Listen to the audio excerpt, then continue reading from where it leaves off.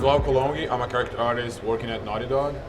And just to make sure has nothing to do with Naughty Dog, this presentation, I did 2 presentations the days before about Naughty Dog stuff. Now I'm gonna talk a little bit like my personal artwork and how I approach the stuff that I do on my free time. And I want to show a little bit of my background. So I came from traditional artwork, and I was doing makeup effects in Brazil. I was also doing like silicone heads and masks and all that kind of stuff. So I was traditionally painting with airbrushes and using like a lot of different techniques from like traditional media, using like acrylics and that kind of stuff. So the techniques that I use to paint all my pieces in digital now, they all came from this traditional background. So I'm also trying to incorporate more of that kind of stuff. And Substance Painter really allows me to do that because I can kind of utilize the tools to hand paint, and I can also use the generators to do like simulate like washes or dry brush, which are techniques that we would use in traditional media. So basically I hand paint all my textures. Sometimes I do use photographs, but basically I'm always trying to hand paint as much as possible just because of my like style. I try to fake the shadows and the subsurface a little bit. I'm gonna try to show that as I go. I do like washes, I do mottling. I'm gonna try to explain that on the demo itself.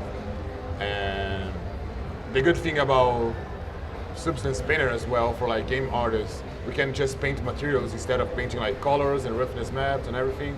You can just go straight and paint like, oh, this is metal, this is rust, and etc. I'm gonna open one of my latest projects, which is this Necromancer. And let me just show you a few images of like the finished piece. So this is kind of real-time rendering done in Marmoset. So you can see some of the details.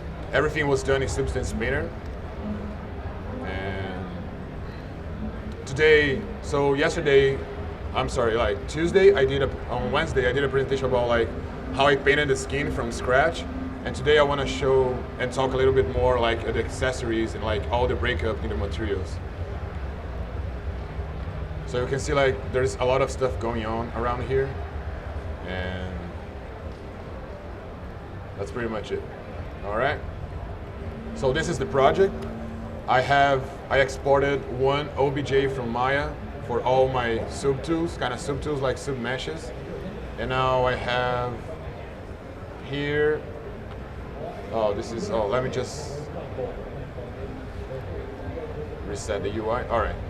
And here I have all my texture set lists, which I have each individual object as like a separate texture set. So if I solo this one, you can see it's only the arms. And now here I have like just like this big belt and a few other accessories. And now here I have like the body.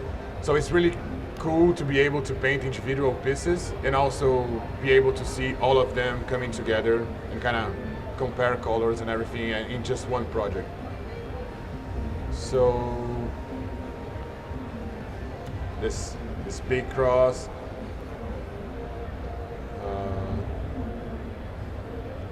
the hat, you can see that. Let me just show you the color mode.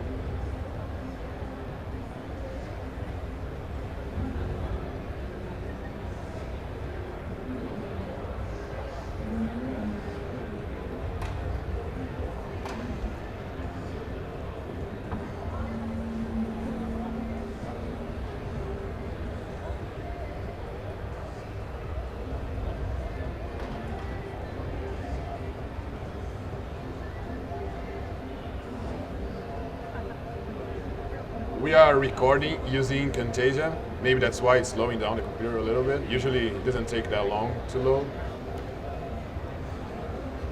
All right. Now I can press C, I can change like, this is like only like the color mode. So you can see like all the kind of details and then all hand painted. So you can see like I can go crazy and I can like really hand paint like these kind of things, like in the ears, and you can do all sort of details. And then let me just go through this another like metal objects.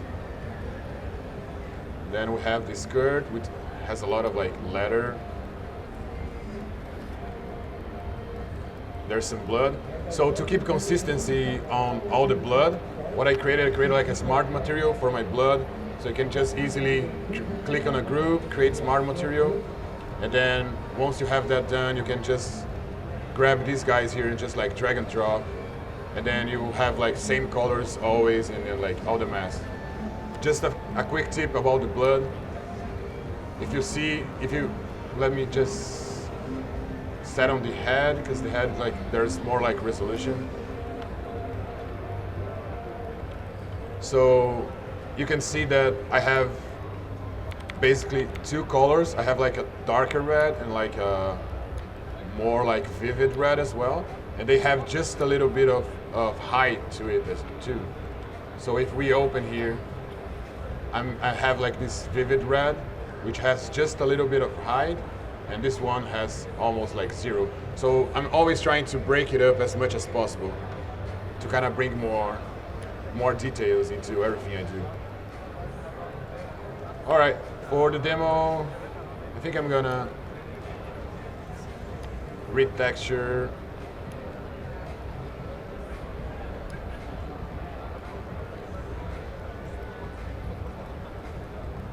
We can try to do this object here. So I'm gonna create my smart material for the blood, just for the sake of making it faster. And then I'm gonna delete everything else and start creating from scratch.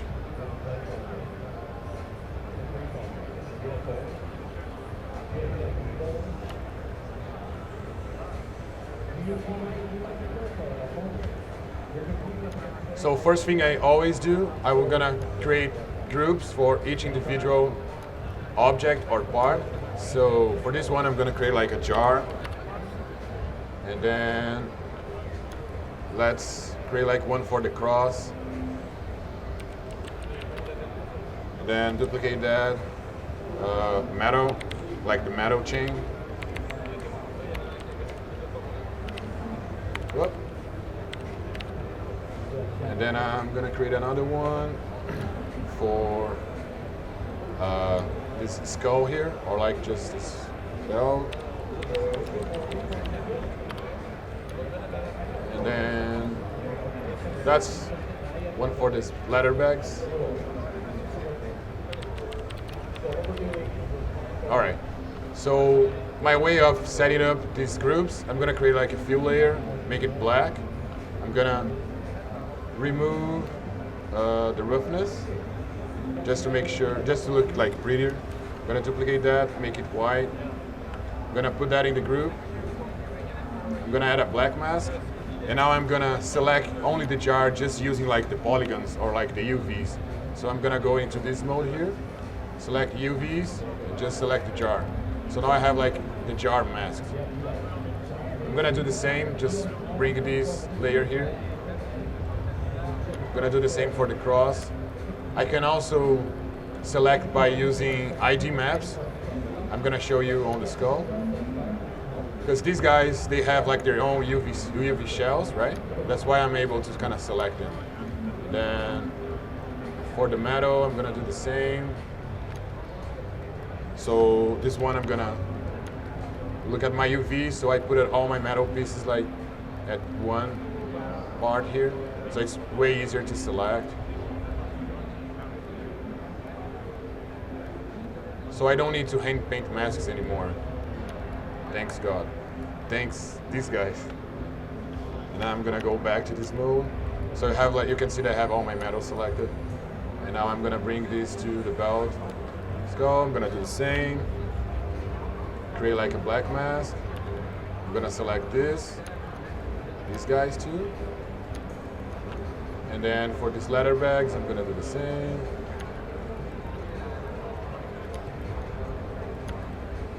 All right, so I have pretty much set up. Let's just start with like this belt skull.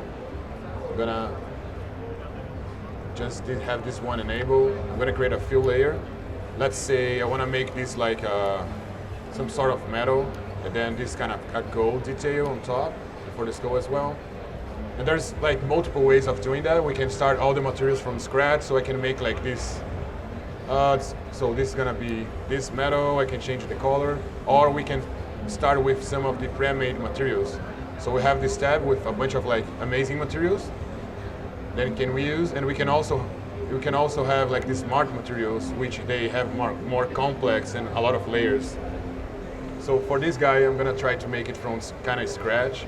So let's just grab steel rough. Oh, I'm sorry, here. And then on top, to make like these gold details to mask that out, I have like an ID map, which I baked using ZBrush from Polypaint. So for that, I'm gonna probably use, let's just grab one of like these gold armor, yeah. And for the gold armor, I'm gonna add a black mask, color selection. I'm gonna pick the color of like these details here, and also the skull. Right now I have like this selected here. Now we can start adding some details on top.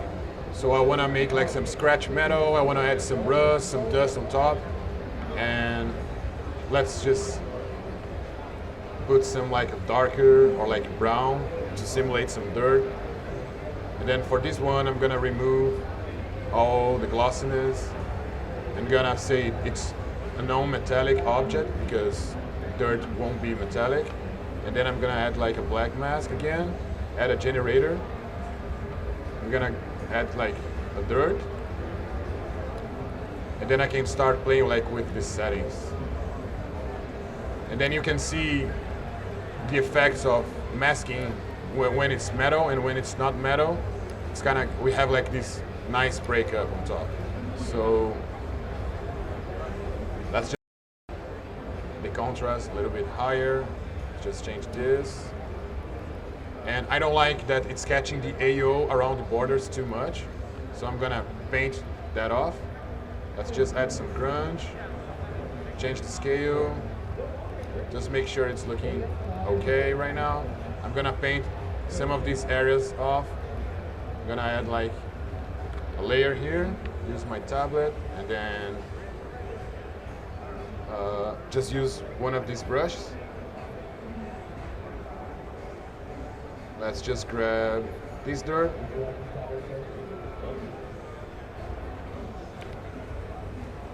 All right. And then we can revert the color using X, change that to black, and kind of paint that off a little bit.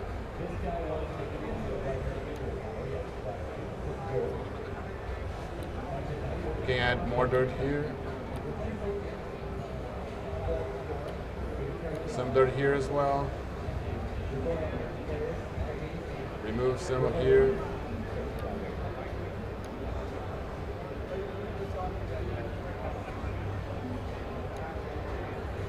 And that's okay. Of course, I'm doing this like very fast, and just because I want to showcase like all the kind of tools and how I do my own stuff. But I would take my time and use a lot of references and so on. I don't like this gold, the color of this gold too much, so let's just change this color a little bit. It's more like a darker metal. Something like this. And then let's just grab one of these smart materials, another one like this bronze, and we can blend this material as well. So let's just see how that looks. That looks pretty okay. Now I can add another mask, another generator. So you can see like how complex this can get, right? You can get this mask builder. So this is now adding like some really kind of fine details, adding height to the normal map as well. So if I go to my color mode, you can see the colors, you can see like the height, you can see the roughness. So it's starting to add a lot of complicated stuff that would be kind of super hard to do by hand or even like to sculpt in ZBrush. And we can also, since this is kind of being generated right now, we can play with the settings and just like get results out of the bat. And then we can blur this a little bit. Then we can make the contrast higher just to make like sharper details around the edges. And this is a kind of like a nice touch. And let's just move on to the letter, these letter bags. I'm gonna start using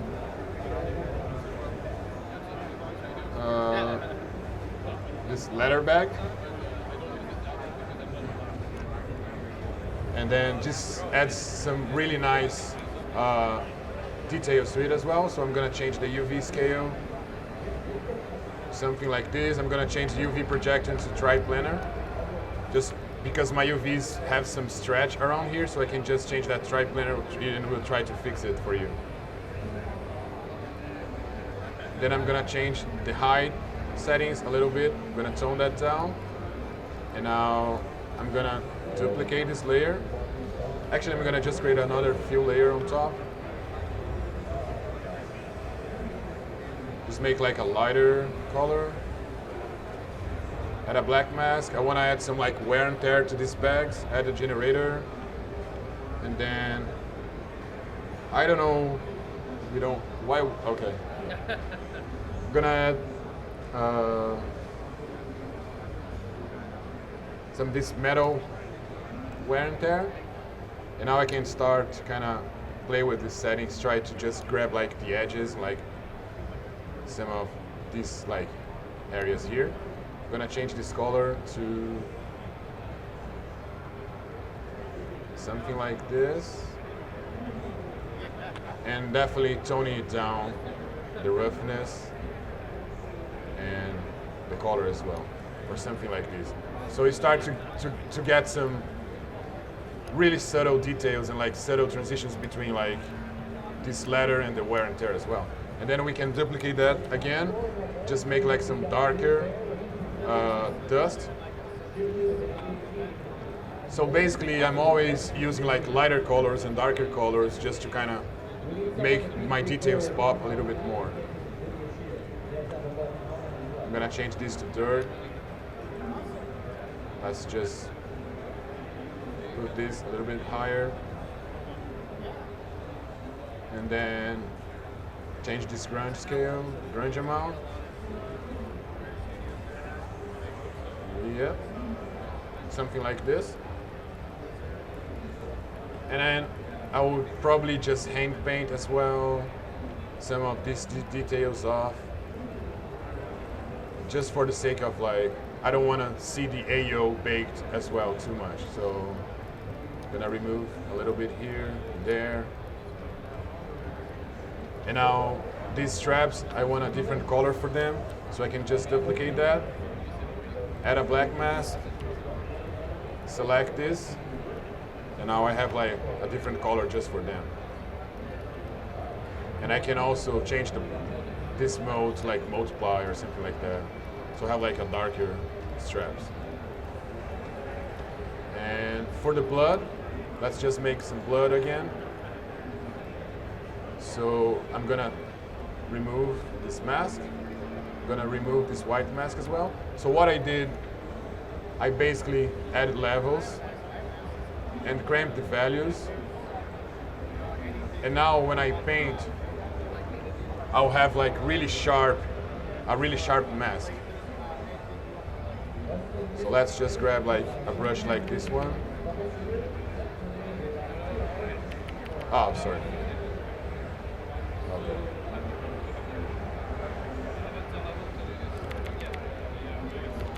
And now we can paint like,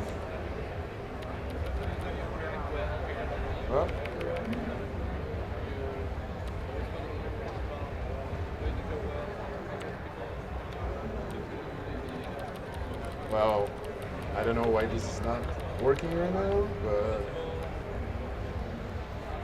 okay. All right. And now I can kind of paint the blood. And now, like I said before, I'm adding height to it as well. So it kind of overrides some of my details. And I can start putting some blood here and there. And then I can revert the selection, kind of erase some of it. And now, of course, we have like some awesome particle brush that we can use to make like, let's say like some leaks, kind of this kind of effect. And then you can kind of remove that, and then just play with like a lot of like these brushes. And to be honest, I don't use them too much because like I said, I like to hand paint everything. But sometimes I do use them if I want to have like this feeling of like leaking, and then kind of going across and around all my objects. So I can go back again and revert my mask, grab a different brush, and start removing some of these details. Yeah.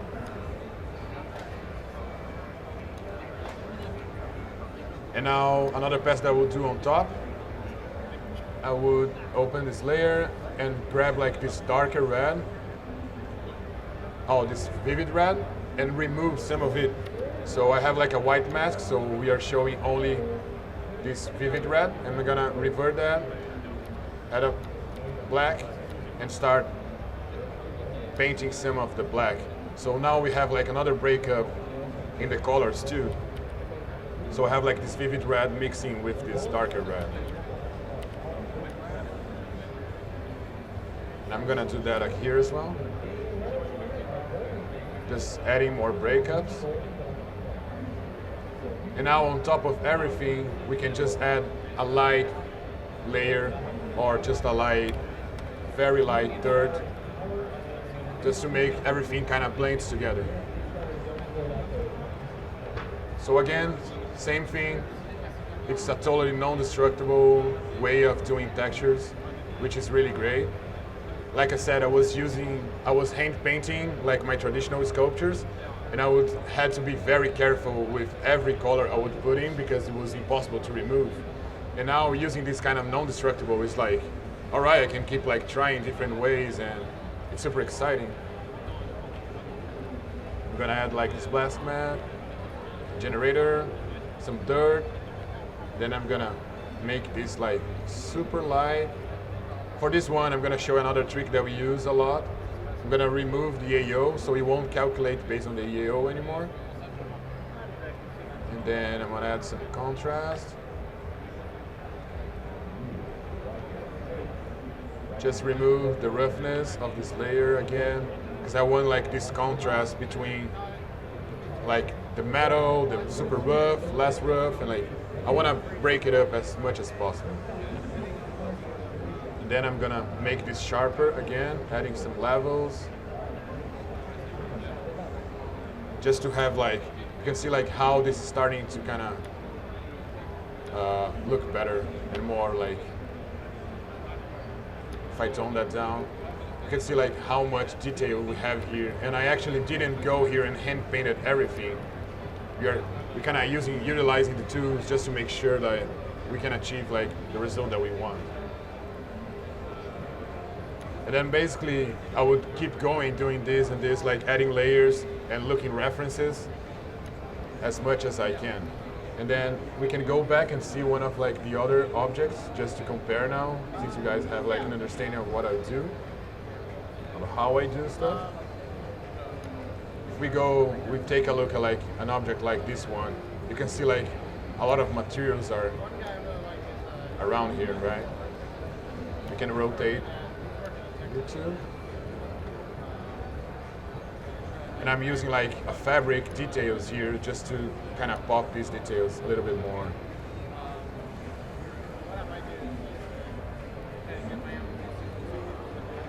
And then I have like all my layers here, like I said before. And we can go here and hand paint like some cool stuff too. So it's really fun and way easier to do textures now.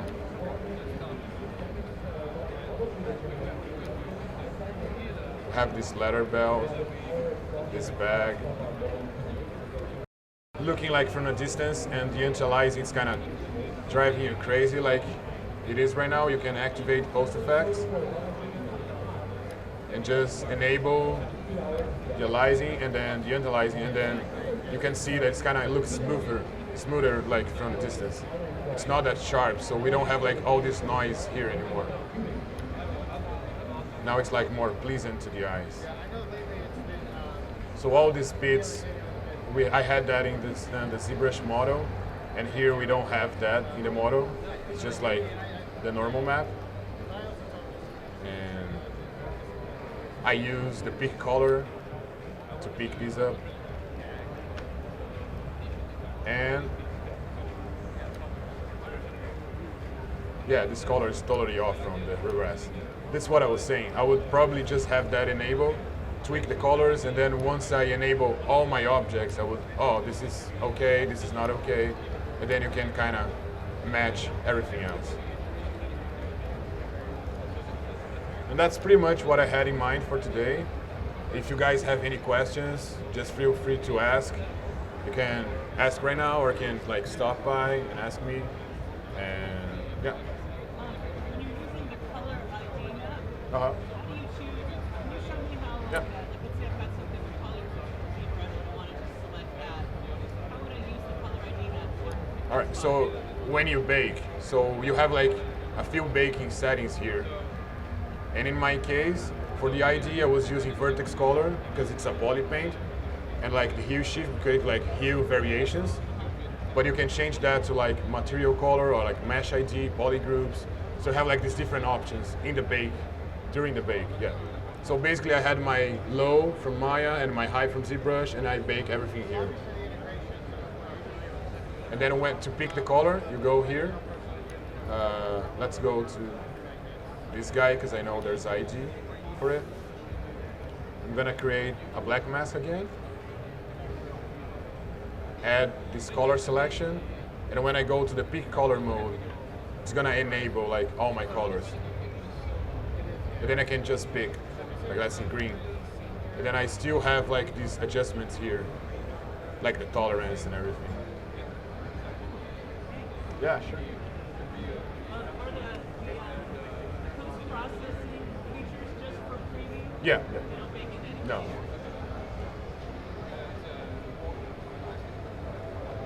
That's pretty much it, guys. Thanks for joining. Thanks.